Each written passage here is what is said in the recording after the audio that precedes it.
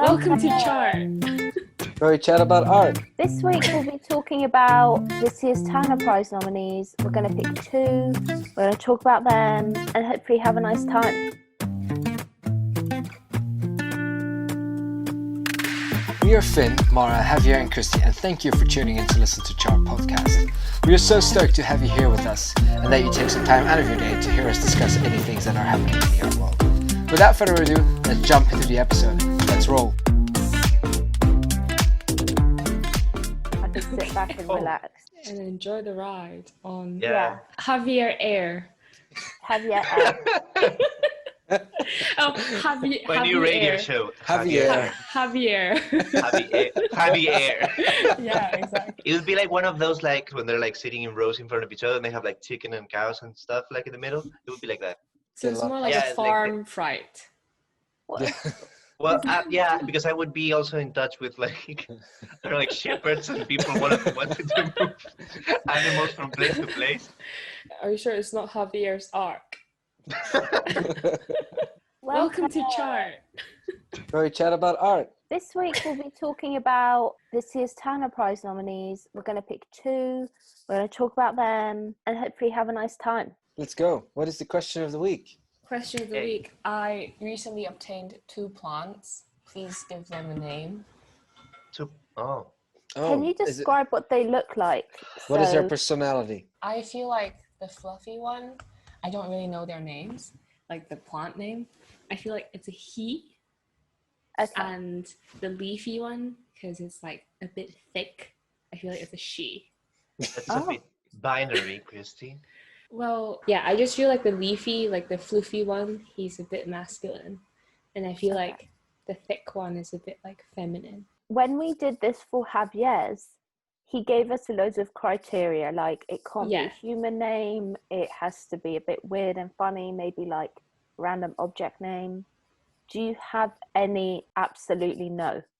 I don't want cannot do with Mr. or Mrs. Those Yeah. I cannot. that. Yeah. But apart from that, any name could be a person's name, could be a random object, could be a luro, I don't know.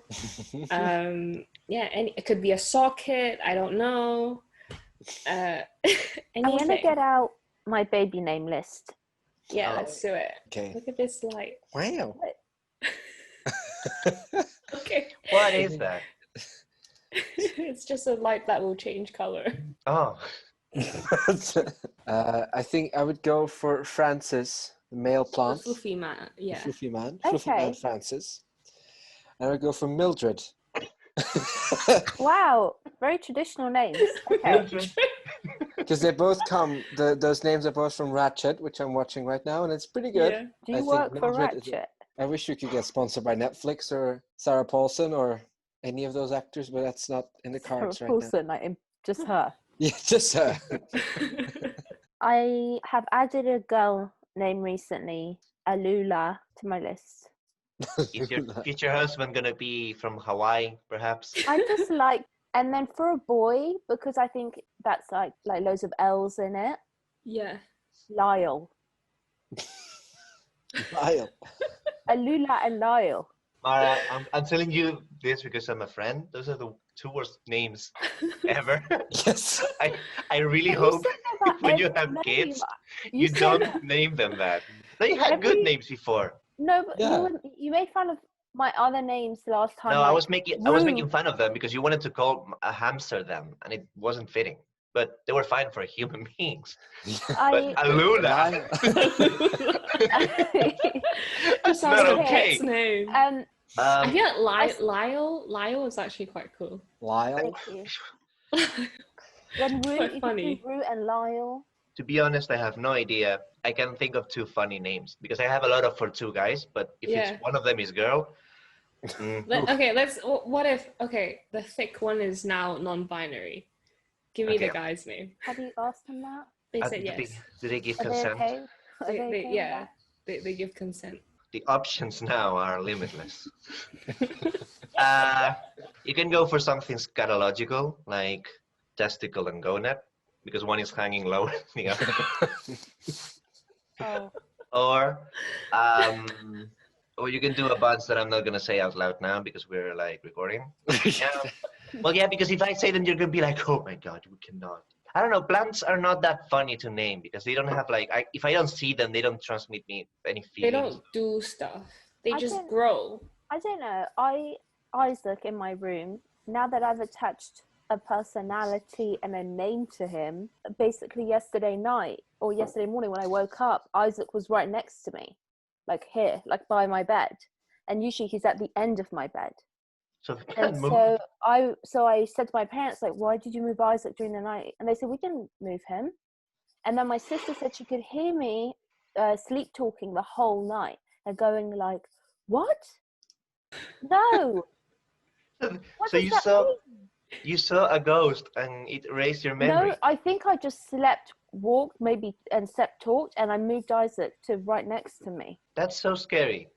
I do. That's terrifying. I sleep talk a lot, and I do sleep walk. But to move a plant next to me, that's how much I associate really like random. a personality with him, and like he's a person. Like I think I was probably talking to him. I hope this was a judgment-free zone. Yes, it is. Yes. All I'm good. just concerned. I'm gonna call a priest to go to your place.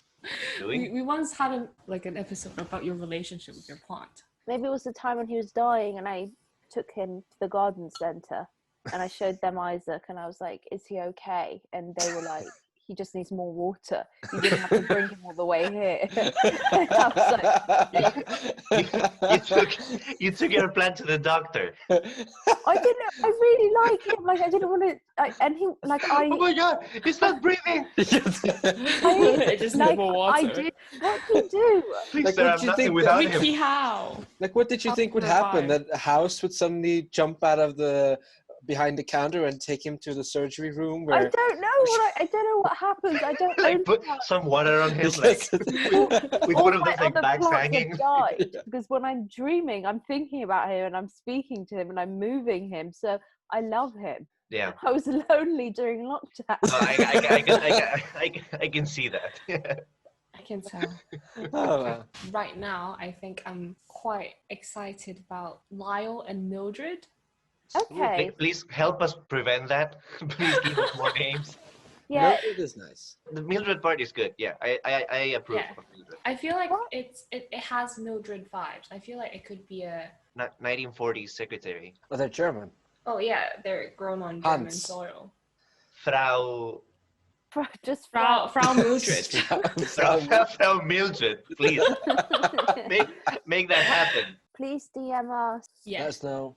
Personally, if you want, just DM Chrissy personally with names. About plants, more than Yeah. happy. Welcome. Just send I them to respond to chat. everyone. We make it like Yes, a that busy- makes it sound like you're an influencer, but Yeah. you take the time to reply to everyone. Oh yeah. Should we start with the Turner Prize nominees? I've written background notes. Whoa. First of all, But oh, we have an yeah. episode on the Turner. Yes, that's Yeah, what I was gonna mention that. say, obviously we talked about why does it exist and stuff, but because of the pandemic, yeah. the Turner Prize, they're not going to select 4 people as nominees and then choose a winner, but instead they made it into a grant of £10,000.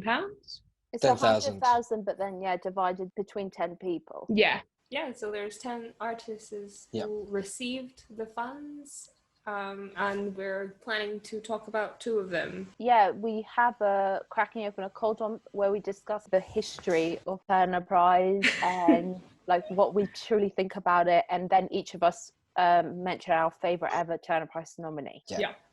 So listen to that one as well, because it might give you more context. It might not be very coherent, but we try to give you context. I just wanted to mention that the reason as well for this grant situation was because they're saying they would like to show support for British artists generally by picking these 10 artists who all do different things, like very vastly different. Like some work with videos, some ceramics, like all of that. And by doing this, they're being like, we've got your back.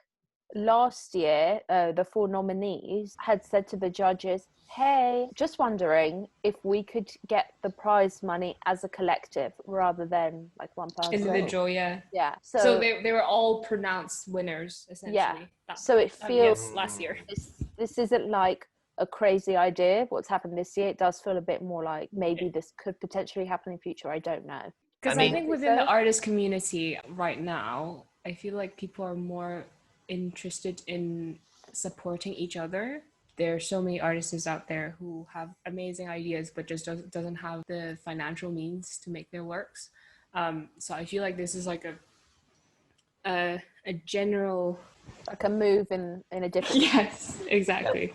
Like back then there was still this conception of the artist as genius author and from a very individualistic perspective.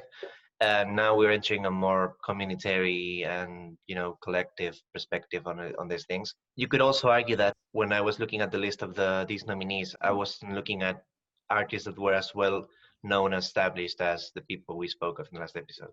So now, like prizes like the Turner Prize are evolving more into like supporting the community of artists. I mean, with all the previous nominees, I think they were all like up and coming as well. Like Tracy Emin wasn't like huge as she is right now compared to when she won the prize.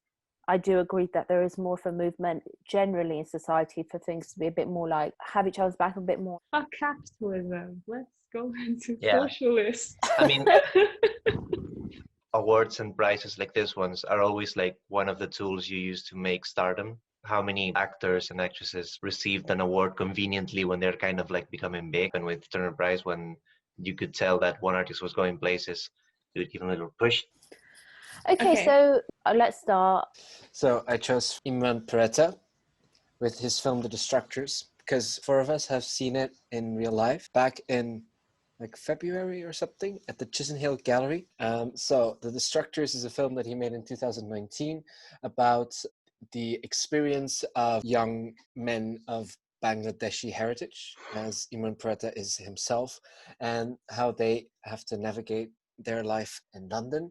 So really addressing the complexities of coming of age for the South Asian men from Muslim backgrounds in the UK. And it was filmed in East London at the Shetland Community Centre. That was previously was a middle school, and now it's a community centre. What I remember from the film, it was 2 screens, and you always had somebody talking. But you could never recognize the person. It was always a shot of their feet or of their hands or of the back of the head. And he was telling a story of what he had gone through in his life. And while he was telling it on one screen, on the other screen, you could see various scenes of the school slowly flooding in the halls, or like a gas entering from the vents. And there was this one particular scene where you could hear people, or you could hear a lot of banging noises. And after a while, you noticed that there was people that were slapping their legs in different rhythms. And there was constantly a tension going on in the film. And it was 23 minutes and 35 seconds long. And you couldn't enter it while it was playing. So it had set play dates, so you could really see the whole movie. And what I also found very interesting about the whole setup was that you had to sit in a square where the speakers would stand on the ends of that square pointing inwards to where you were sitting, so that you really had that clear divide of stepping into their world in the speakers, but then when you would step out you wouldn't hear it as clear. So I found a very interesting approach, especially when I think back to other films we saw, like at the Venice Biennale or at the Julia Stocek collection. It's all very, you have benches, you sit on that, the speakers come to you, and then you can come in when you want and you can leave when you want. So found that a very cool approach to the topic. And the name of the film, The Destructors, comes from the film of Graham Greene's short story that was filmed in 1954, that was set in post-war London. And it actually talks kind of about the same topics that Peretta is talking about. So that film was about a gang of youths that plot to tear down an old man's house. And that was really in a post-war London, an era of desolation, of hopelessness. And it really explores again a generation of young men that are unable to fit in that sphere where there's such a huge capacity of destruction and inequality and material devastation. And then Peretta looks at it from post 9/11, characterized by state-sponsored Islamophobia and the perpetual war on terror that is going on. So what did you guys think when about the movie experience? I did write a school assignment about it because I loved it. I thought it was a beautiful piece of filmmaking. A lot of things were really good about it, but the script in particular, I was amazed by. So it wasn't like telling in your face what was happening, and it wasn't like, oh, I am being attacked by this community of Islamophobic people. It was more about these very subtle stories and anecdotes they would tell you, and you could put together the picture with them. There's three characters, and the first of them is telling the story about how he was in an airport. Was it in an airport? I thought it was just randomly out in the street, like just before he entered his home. Mm-hmm. And then this random guy just came up to me like, I forgive you for you bombing. For what some people that had the same religion as you did. Yeah. I thought it was an airport, but you may be right. Yeah. The point is that it's such a particular, that's how you do storytelling. You do this very small fraction of reality, and it encompasses all this big, emotions and reflection of the society, and how people thought. Yeah. I mean, I think we should expand a little bit on the war on terror if people don't know about it. Mm-hmm. It was mainly because of ISIS and the 9/11 situation. The UK imposed a series of laws titled War on Terror, essentially, and that has created a lot of fear around. People of color really struggled during that time. Like, a lot of people have been harassed in a way, or verbally abused, just like randomly on the street. He also, one of the narrations also talked about how when he walked past a car, he saw someone locking the car door or holding tight to their purse when they walked past. I suppose like he was trying to convey what he felt like as a person of color growing up. That sense of rejection and prejudice, but also commenting on how people reacted to it, how unlogical for people to just assume like that small bunch of terrorists have done something and the whole race essentially has been antagonized. Well, that's now Mclean's shock doctrine for you, which is something he also touches upon in the movie, right? Now Mclean's shock doctrine is this sociological theory. So basically it says that when a crisis happens, take 9/11, the government will shock its people with an over-exaggerated, gruesome version of what's happening in order to make them feel insecure and unsafe. And that way the government can, do like, it's easier for it to maybe privatize some aspects of like everyday life or take a hold of some businesses, stuff like that. It's really clear when you studied after 9/11 how people suddenly were like screaming, yeah, let's go to like the other side of the world and start a war, because clearly that's going to solve this. And it's a similar thing here. What Imran Barreto says is that after 9/11 and terrorist attacks and all that, the way the government didn't sit and explain, look, this is just a bunch of radical Islamic terrorist cells. They just preferred to unite their people, say, yeah, the Islamists are radicals and we have to invade Afghanistan to stop it.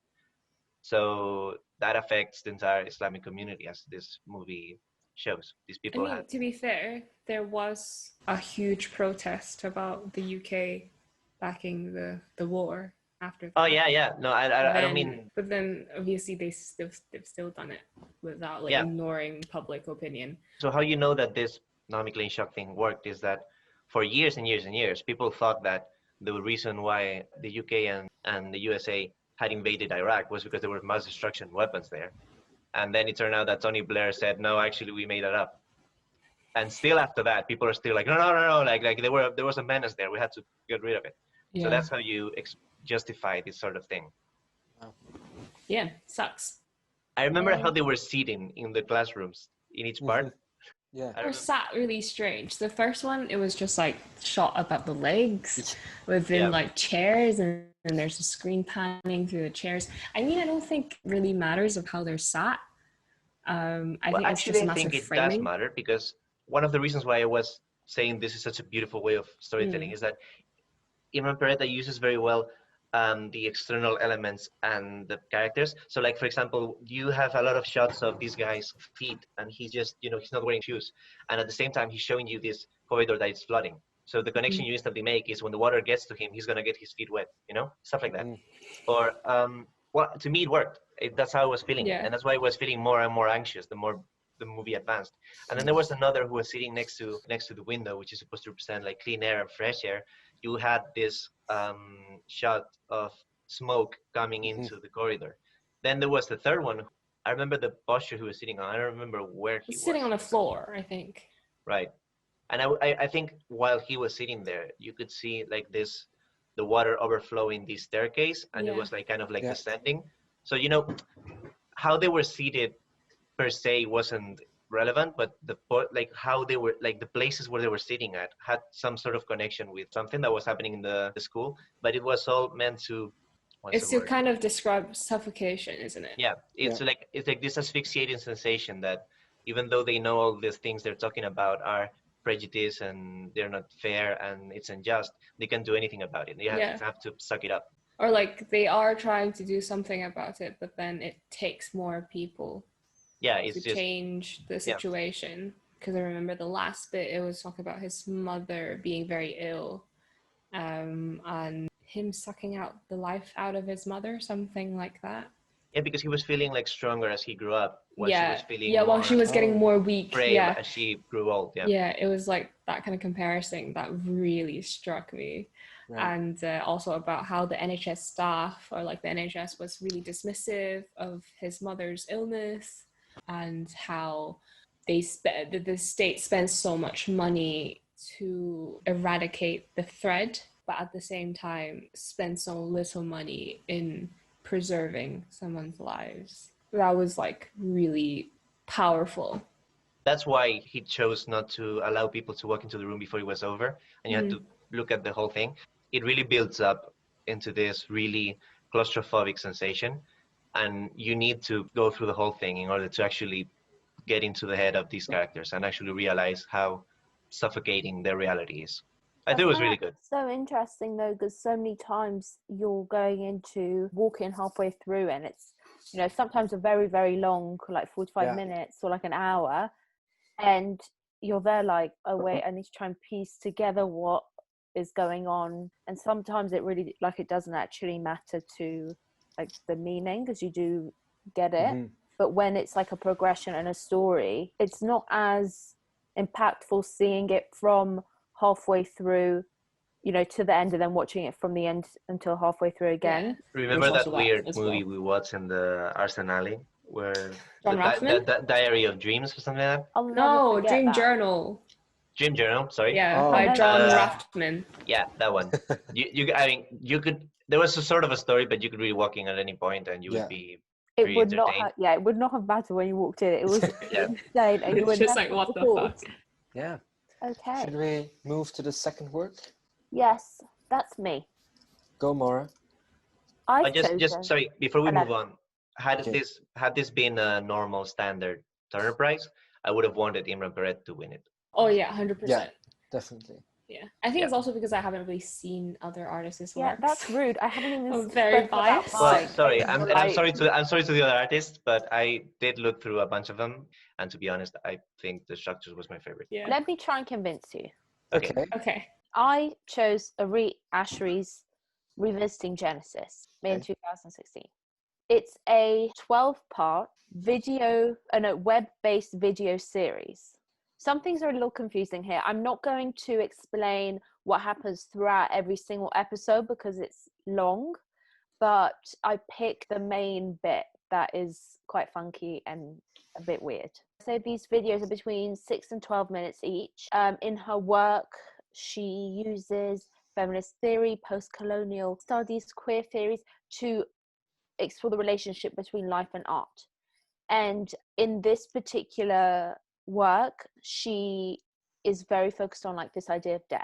and how death is also in relation to what's going on at the moment with the pandemic.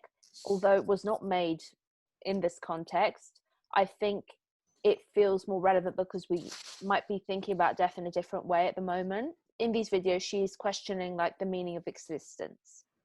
You are basically invited to reconsider like how, and it's slightly futuristic, how life might end and what that means. But she's looking at the death industry, how medicine these days sort of kind of works against your health, but also for your health.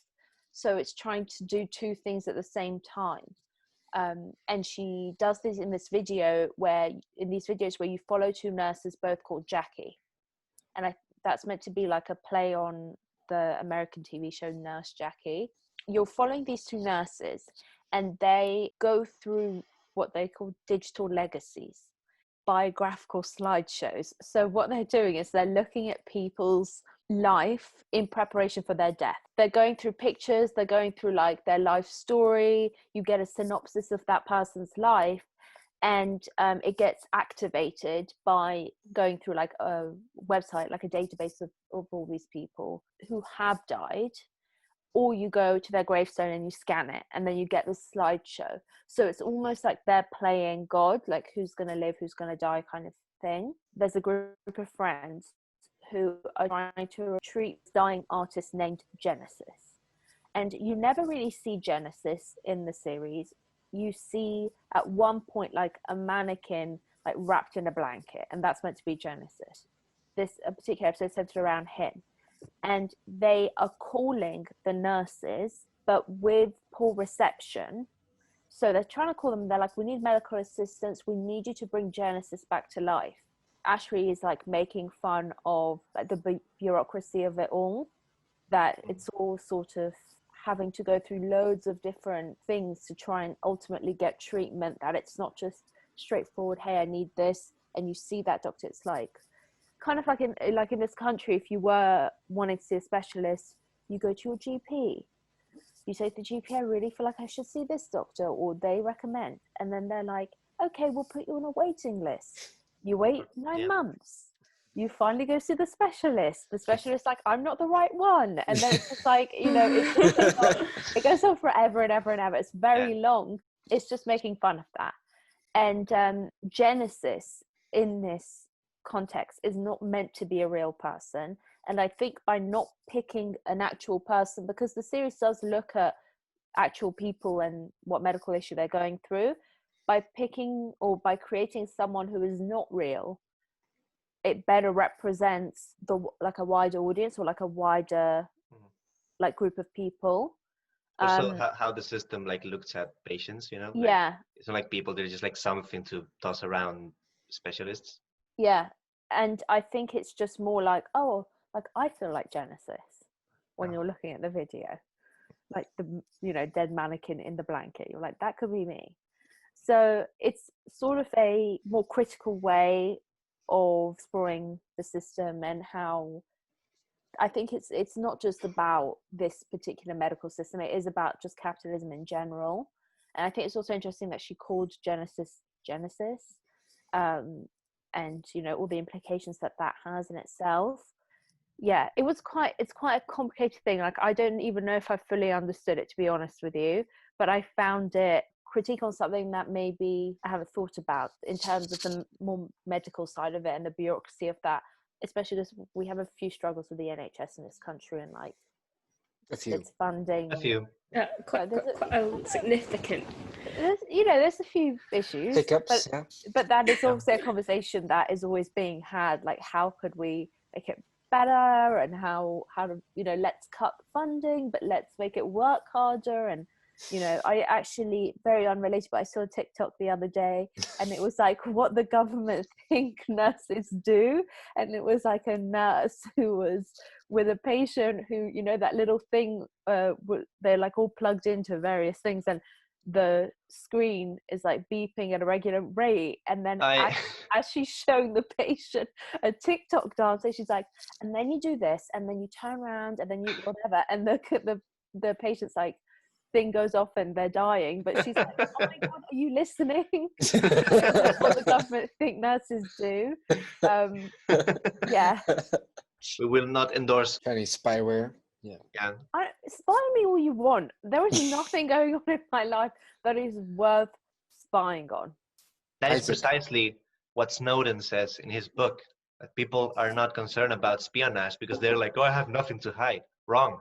Well, it's not about what you have to hide. It's about It's what you see. Yeah, it's about what. How was this exact quote? Saying that you don't mind if they spy on you because you have nothing to hide is like saying, I don't mind if you censor my words because I have nothing to say, or something like that. Let's move on. Yeah. I'll Give me a worry. headache. Yeah. Sponsored by TikTok. No. No, we're not. Yeah, that was the work that I chose. I don't even think I fully understood it. I think I would be interested to see it, but I have a very Black Mirror vibe from it. Yeah. Orita Sherry is very Black Mirror-ish.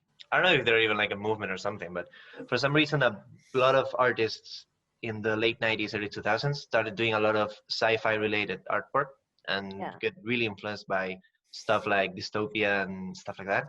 And yeah, it basically feels like a Black Mirror episode. Yeah. And everyone loves Black Mirror. Not me, but What? Really? after season 2 or 3, it was just Oh, I'm not saying like it became better or it aged well, because I just think, especially the last series, I was like, what the fuck? I haven't even seen Bandersnatch. I have, and it's very disappointing. Wait, which one's that one? Can you? The one where you can choose. Like it doesn't make sense. It is not rewarding at all. It does. It has a narrative. I understand it, but then I just don't think it's well executed. No, the thing is that you can put together everything and sort of make up a story, but it's so convoluted and such a mess, like how it's done, that if you just make the wrong turn at some point, it completely loses track of what it is about. No, but that's absolutely fine. Like, that is the point of it, that you don't actually have a right answer, and you don't necessarily have to get to the end. Like, the problem with that is that but it provokes people wanting to do it. Yes. Yeah. But then isn't that the funny thing about it, that it's playing on people's desire to like have the best possible outcome, just like playing games, and it's kind of playing on that idea as well, that there's no second chance and life is life, and sometimes you just have to like suck it up, and sometimes shit happens. Yeah, but in real life, when you make a choice, it doesn't mean that it's gonna be like aliens or kill your father. You know, that's the problem with this episode. It's like are you gonna have milk or water for breakfast? Milk. Well, I guess that second 2 scenes later, you're gonna be like murdering someone. It's just like because you're lactose intolerant. Yeah, well, you should have chosen water. It's true that it was a little on the extremes, but then I wouldn't have kept watching it if it was like I chose milk and then I had a tummy issue. But the fact that it was milk and then I killed my dad, otherwise you wouldn't have watched. You wouldn't have kept watching it. Well, there's better choices to make. But anyway, we'll do an episode to rant about Bandersnatch sometime later. Okay. Jesus. I'll have to mention my least favorite Black Mirror episode on planet Earth, which was that one with the bear who became prime minister. You know, like the cartoon bear. Oh. I don't think I went that far in the. I think that one was actually quite good. I quite like that one. Likes it, yeah. I think that my favorite one is the one where they have this pupil camera thing. Oh yeah, I found it super scary. Yeah. That one was so good. Yeah, I love that. Yeah, the Death Museum. We're trapped in it. Yeah, I love that. That was so good. I don't think I saw that one. I also like that one. I like that one, Javier. Guys, we're talking about Turner Price. Sorry. I guess, but then would you say that that's pretty much the end of it, because we're completely sidetracked? Well, we're in Bandersnatch. No, I mean I found mine was really difficult, and I really tried to understand what it was about, because it was, a lot of different things, but like it's difficult when you're explaining a video. I don't tend to choose videos when I have to choose an artwork, because I really hate having to describe like how the video is. Yeah, but it's a good work. I liked it. It was a good work. It was about something that I have had, experience with, because I live here, and I, have gone to the doctor and been like, hey, I felt my toes broken. Can I go see someone? Like, it feels urgent. And they're like, yeah, like, are you free in 5 weeks? And yep. I mean, I once went to A&E and they were like, this doesn't feel like an A&E problem. This feels like you should have just gone to the doctor. That's why doctor shows don't make sense to watch in Spain, because we just have everything for free, and then you have this like fucking plot in House or wherever be like, oh, I cannot pay for this, and you're like, what is it? What do you mean? Yeah. But it was such a shock for me to discover that in other countries you actually have to pay for these things. Mm-hmm. It feels it's dystopian. weird when you grow up and it's like you get that full free, but then maybe obviously the problem is probably not the nurses, doctors, No, it's No, a it's system. whatever. It's a It's system. just higher It's- up. Yeah, it's yeah. much higher up.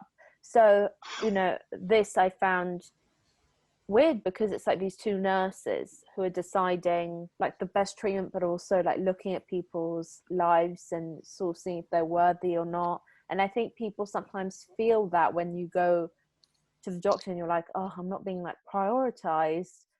Am I not worthy? Am I not worthy of you? Am I not worthy of like White robed man. getting treated tomorrow? Yeah. I liked it, and I think especially now it's very topical in terms of like people going into hospital with COVID, for example, or thinking they have COVID, and then they're like, sorry, you just have the flu.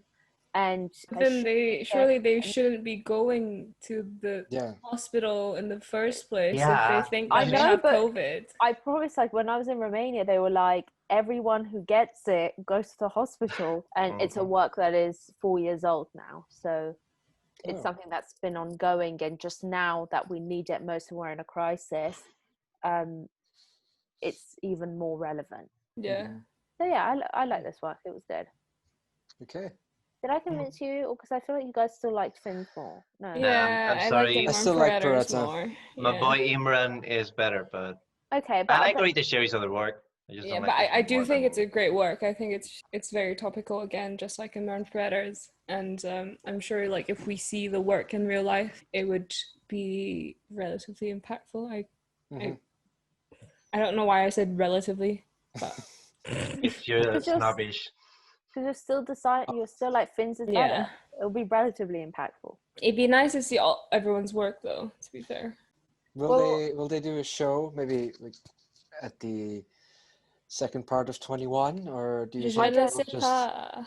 okay? Last thing I want to randomly touch on, because you were talking about postponing Yeah.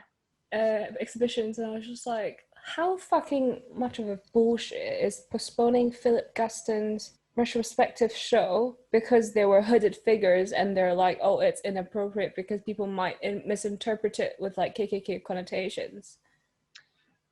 Oh boy. I was so angry when I What? saw that, and they postponed it to 2024, and I was like, Damn. how Hopefully is by then postponing people will gonna- be racist and we can Yeah, still no, have the hopefully, problem. or like more like hopefully by then people would be more understanding that it's not racist. Like that's not the point. Like the reason why people think that it's a hooded figure thus might have connotations with KKK is because they're not fucking educated in it. So the best way to do it is to shove that in their face and educate them about it. Well, Instead that's Yeah. so I feel it's a good angry. I feel it's good material for an episode to Yes. like find works that are like considered Oh, offensive we without them should. being. Sometimes you go to an exhibition and you see something that is very like it's meant to be sarcastic, but it's very overtly like something like racist or sexist, but it's meant to be sarcastic or like ironic.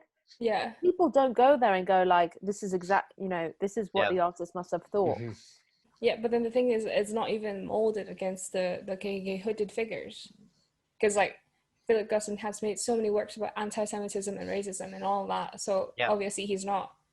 So, Must be just an excuse. Well, it's similar to the PewDiePie thing. So it doesn't matter. It doesn't matter how good.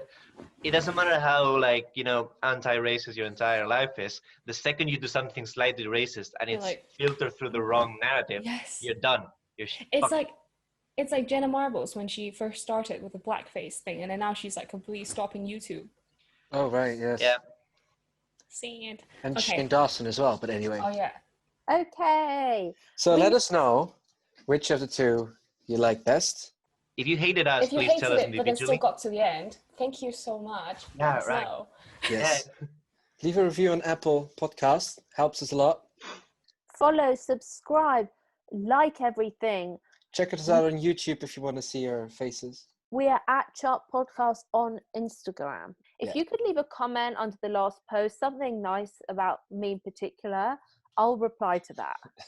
Is it only restricted to something nice? Insult her. No, something horrible as well. She needs it. I need it for validation. Yes.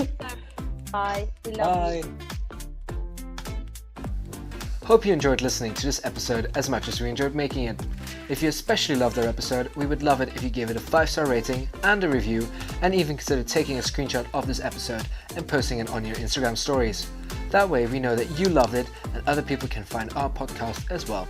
If you're not subscribed yet, again, what are you doing? Subscribe and get notified every time we publish a new episode.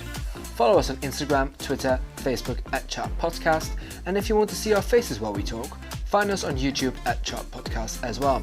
We are Chart, and we'll hope we'll meet you again at some point in the near future. Take care. Chart out.